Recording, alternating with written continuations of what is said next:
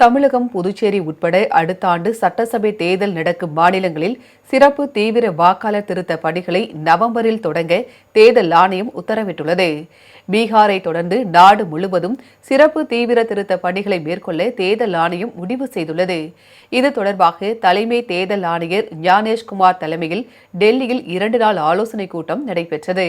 கூட்டத்திற்கு பின்னர் தேர்தல் ஆணையம் வெளியிட்டுள்ள செய்திக்குறிப்பில், நாடு முழுவதும் வாக்காளர் பட்டியலில் சிறப்பு தீவிர திருத்த பணி 2 கட்டங்களாக நடத்தப்படும் என கூறியுள்ளது.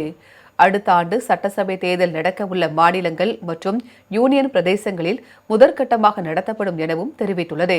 அஸ்ஸாம், தமிழகம், கேரளா, மேற்கு வங்கம் மாநிலம் மற்றும் புதுச்சேரி யூனியன் பிரதேசத்தில் இதற்கான பணிகள் அடுத்த மாதம் தொடங்கும் எனவும் தேர்தல் ஆணையம் கூறியுள்ளது. சிறப்பு தீவிர வாக்காளர் திருத்த பணிகளை அடுத்த 3 மாதங்களில் முடிக்க அதிகாரிகளுக்கு உத்தரவிட்டுள்ளதாக தெரிவித்துள்ளது.